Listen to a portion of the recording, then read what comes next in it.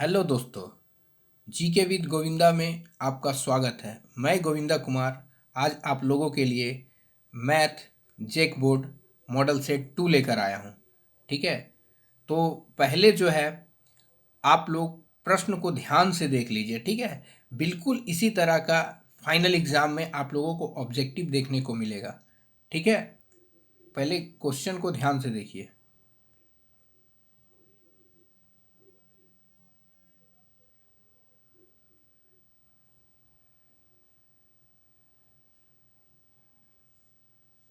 बिल्कुल इसी तरह का रहेगा।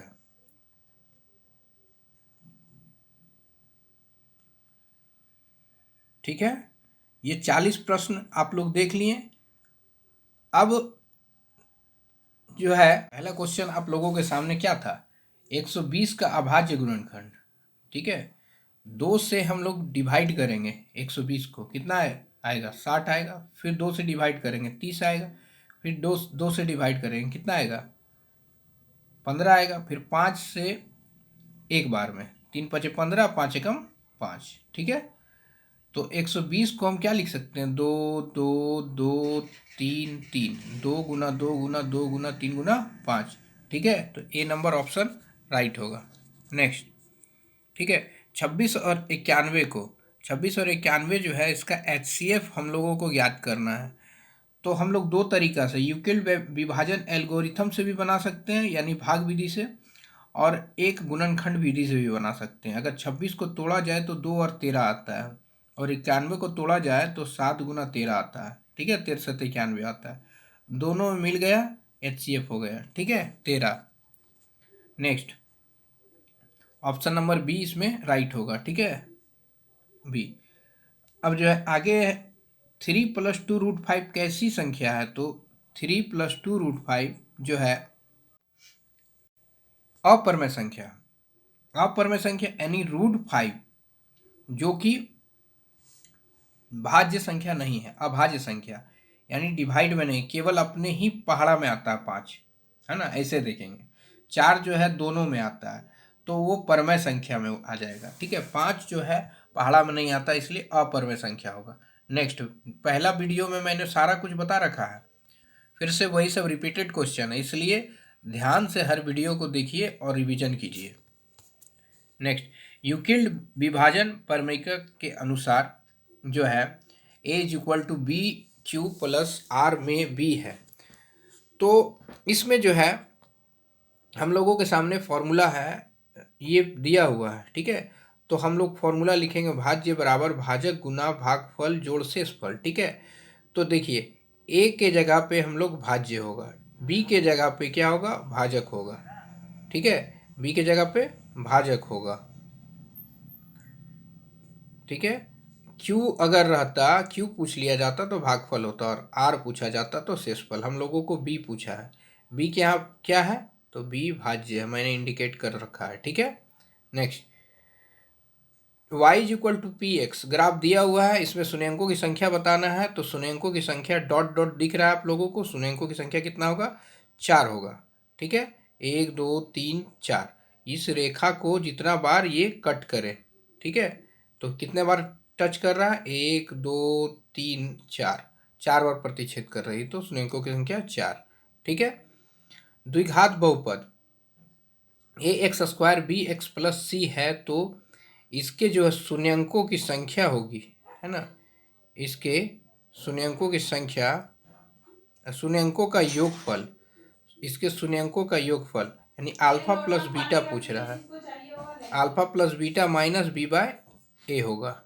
ठीक है, नेक्स्ट, द्विघात समीकरण a x square plus b x plus c के मूल वास्तविक एवं समान है।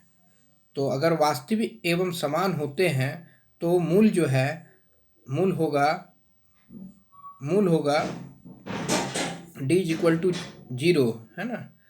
तो जो इसमें वास्तविक और समान है तो d इज इक्वल टू 0 होगा। ठीक है, और अगर d ग्रेटर देन 0 रहता, यानी d बड़ा रहता 0 से, तो मूल वास्तविक और भिन्न होता, अलग अलग होता, और d जो है ऋणात्मक में माइनस में आ जाता है।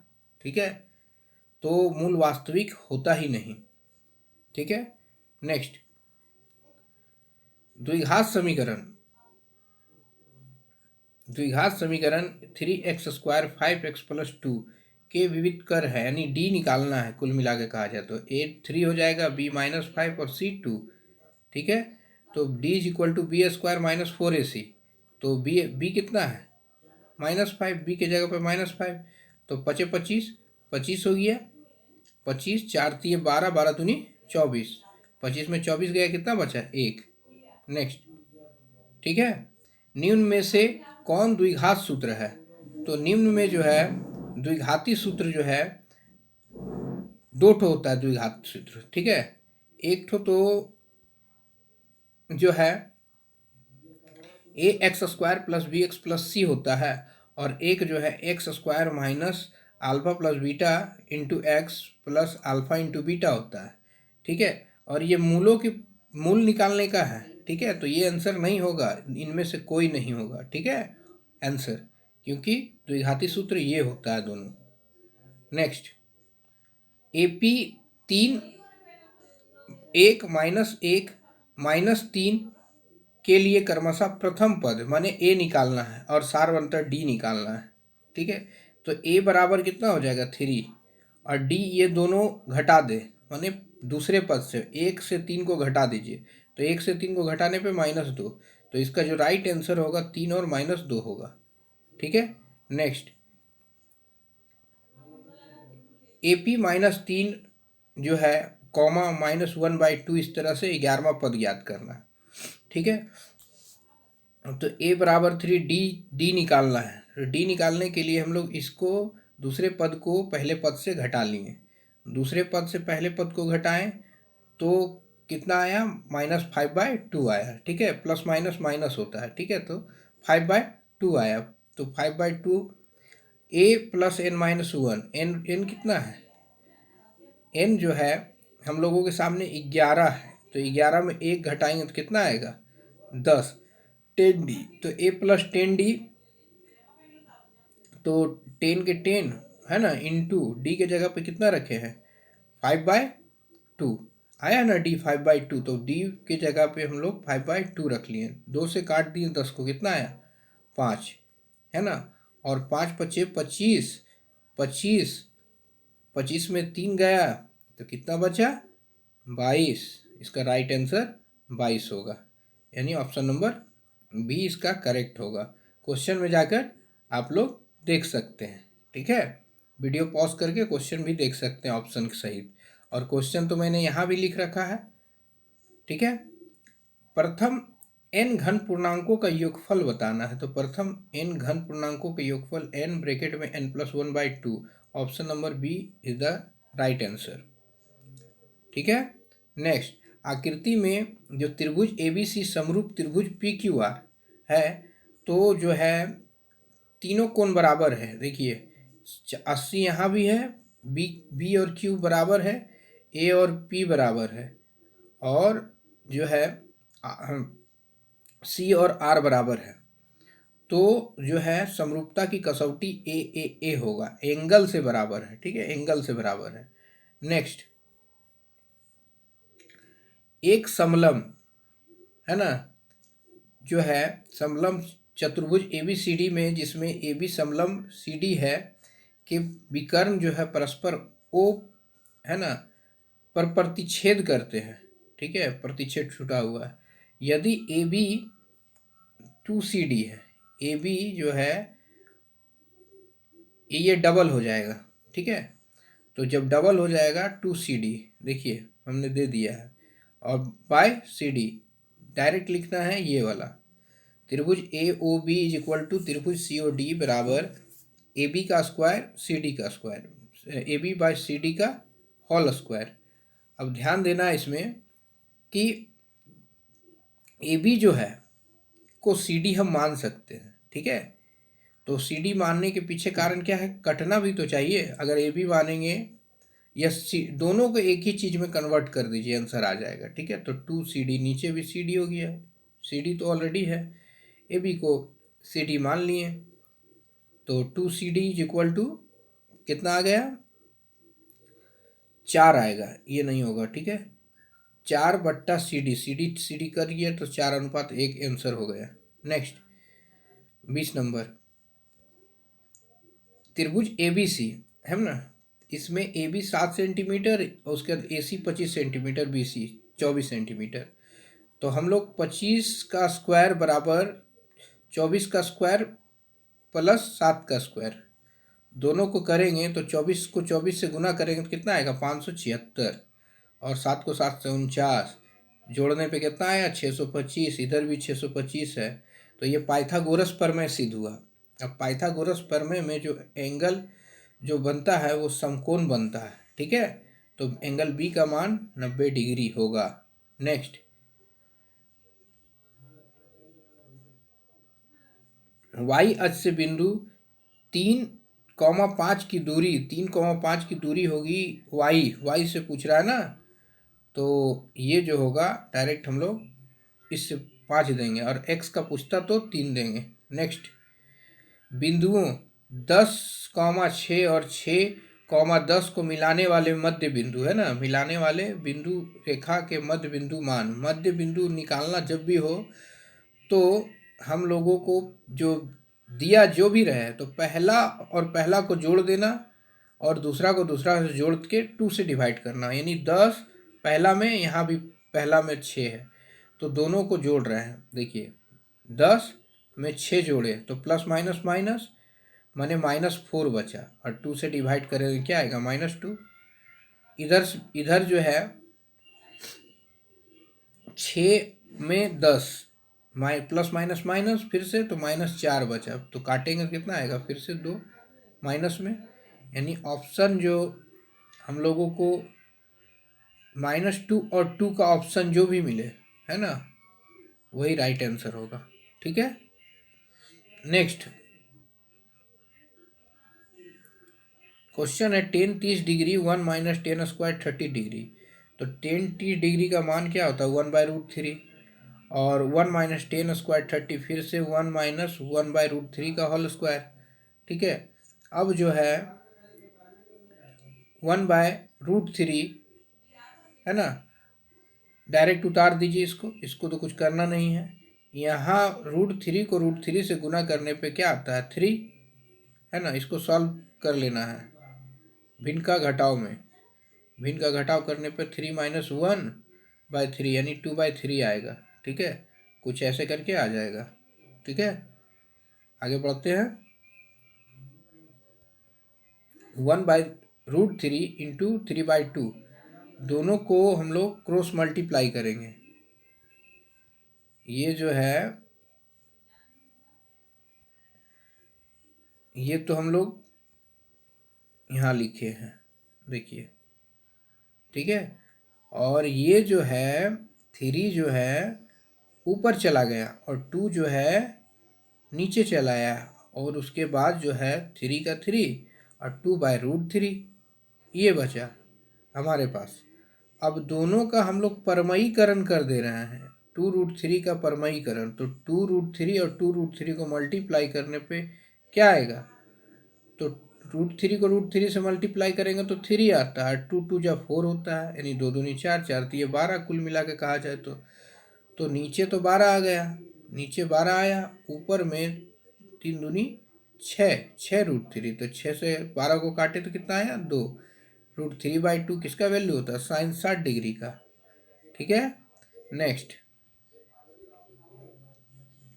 देखिए इस तरह का जो मैथ दिया रहेगा हमेशा इसका वैल्यू आएगा 0, और अगर बट्टा में रहे, ठीक है, जैसे सपोजेड कोसेक 31 डिग्री रहता और बट्टा में हमारे पास दे देता सेक 59 डिग्री, तो इसका मान 1 ही आता, ठीक है। अब क्यों आता है ऐसा मैं क्लियर कर दूं, ठीक है।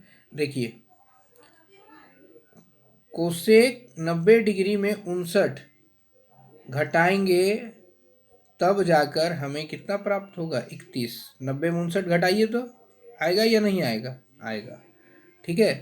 तो कोसेक घटाने पे कोसेक 31 आता है, तो ये हम लोग फॉर्मूला लगा लिए। आगे ये सेक जो है 59 उतार दिए, अब ये घटाते, ये जो है इसका ऑपोजिट मान क्या होगा, 59 डिग्री, कोस सेक 59 डिग्री। तो सेक 59 घटा तो 0। उसी तरह बट्टा में अगर रहता तो सेक 59 ऊपर और सेक 59 नीचे। ठीक है, कटने पर क्या आएगा, 1 आएगा या नहीं आएगा। ठीक है, नेक्स्ट, दोनों मैंने बता दिया, दोनों में से एक कंफर्म क्वेश्चन आना ही आना है, बट्टा वाला है या फिर घटा वाला है। बट्टा वाला है तो 1 आंसर और घटा वाला है तो 0 आंसर। साइन ए 3/5 है तो कोस ए का मान बताना है। तो साइन थीटा बराबर क्या होता है, p/h होता है। क्या होता है, p/h। ठीक है, तो हम लोगों को b निकालना है, तो b निकालने के लिए घटाना है, p निकालने के लिए भी घटाते हैं और h निकालने के लिए जोड़ते हैं। तो 5 का स्क्वायर में 3 का स्क्वायर घटा देंगे तो 25 में 9 घटाएं तो 16, 16 का क्या आएगा, 4। ठीक है, अब 4 आने के बाद, ठीक है, हमें निकालना है कोस ए का वैल्यू। कोस ए का वैल्यू b/h होता है। तो b कितना दिया हुआ है, b निकाले हैं हम लोग ने। ठीक है, b निकाला है तो b कितना निकाला है, 4 निकाला है। और h कितना है हमारे पास 5, 4/5 आंसर होगा। नेक्स्ट, धरती पर एक मीनार ऊर्ध्वाधर खड़ी है। जो धरती के एक बिंदु से, जो मीनार के पाद बिंदु से 15 मीटर दूर है, मीनार के शिखर का उन्नयन कोण 60 डिग्री है, तो मीनार की ऊंचाई बताना है। ठीक है, तो मीनार की ऊंचाई निकालने के लिए हम लोग जो है, ये मैंने जो है आकृति बना रखी है, ये मीनार की ऊंचाई h मीटर मान लेंगे और जो है 15 मीटर दूर है, तो h/15 यानी p/b। तो p/b 10 होता है। तो 10 60 डिग्री का वैल्यू, 10 60 डिग्री का वैल्यू कितना आता है, √3। कितना है, √3।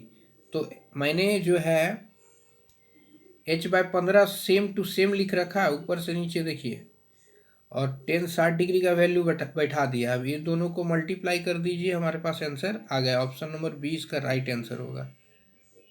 नेक्स्ट, त्रिभुज एबीसी में जिसका कोण भी समकोण है, त्रिभुज 3√3 है ना, तो कोस b/h, देखिए ये b हुआ, ये h हुआ, b/h यानी b/h दिया हुआ है और हम लोगों ने काट लिया, कितना है, 1/2 आया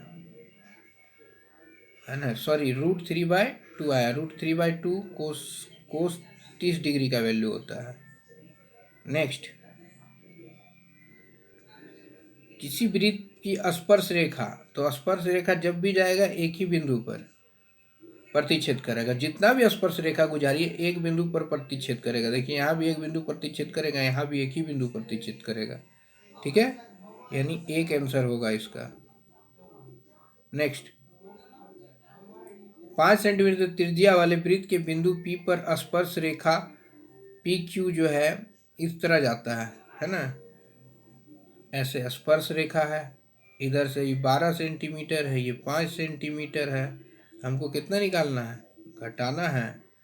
तो 12 का स्क्वायर में 5 का स्क्वायर घटा देंगे तो 144 का √119 आंसर हो गया। बहुत ही इंपॉर्टेंट क्वेश्चन है, बहुत ज़्यादा इंपॉर्टेंट क्वेश्चन है ये। नेक्स्ट,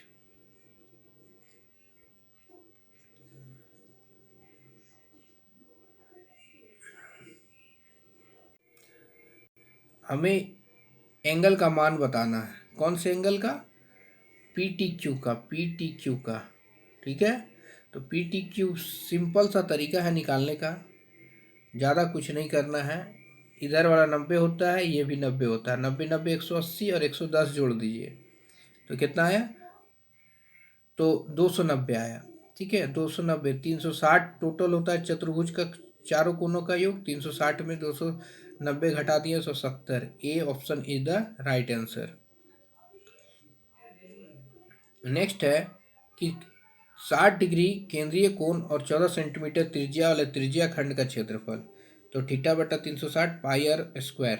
तो θ/360 होता है त्रिज्या खंड का क्षेत्रफल। थीटा का वैल्यू 60 दे दिए, बट्टा 360 लिख दिए, पाई का वैल्यू 22/7 और आर दिया हुआ 14। तो 14 14 कितना बार, 2 बार। अब काट दीजिए, आंसर आ जाएगा, कितना आएगा, 154/3 आएगा। ठीक है, 0 0 कट गया, 6 6 36 कट गया, फिर 2 3 6 कटा, 2 से 11 बार में कट गया, 7 से 2 बार में कटा 14, 11 दूनी 22 गुना 14 154 बट्टा क्या बचा हुआ है नीचे में 3 बचा हुआ है। Complete. Next option number B जो है ना इसका राइट आंसर होगा।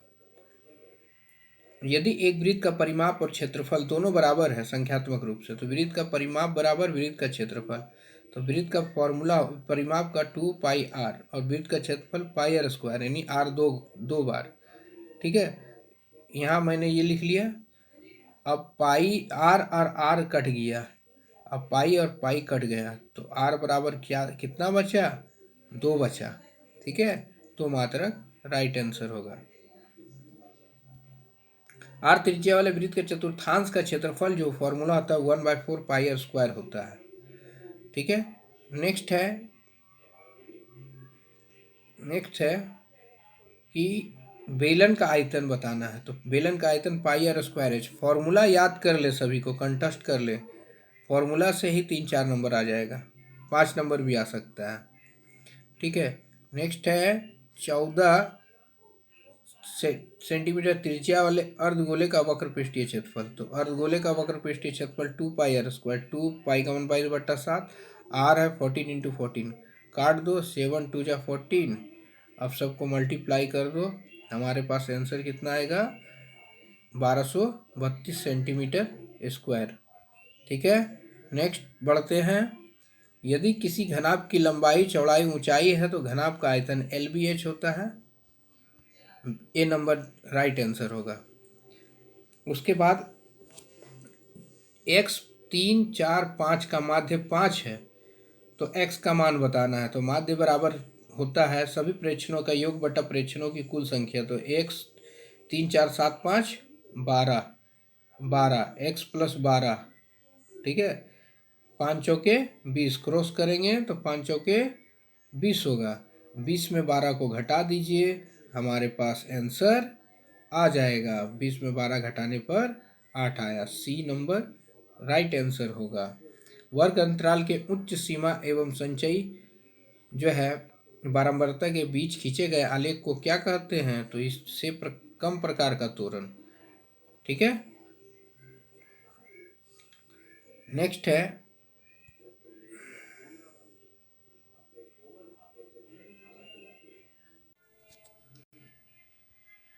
से कम प्रकार का त्वरण है।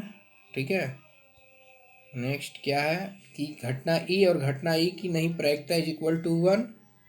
नेक्स्ट है कि एक साथ 2 सिक्कों को उछालने पर कम से कम, तो 2 सिक्के के जो है 2 पहलू, और 2 सिक्का को उछालने पर 4 प्रकार से आ सकता है। हेड टेल आ सकता है, हेड हेड आ सकता है, टेल हेड आ सकता है, टेल टेल आ सकता है। हमें हेड का पूछा है, तो हेड कितना बार है, यहाँ है 1 2 3, तो कुल 3, यानी संभव परिणाम अनुकूल परिणाम 3 और कुल परिणाम 4, यही आंसर होगा। ठीक है,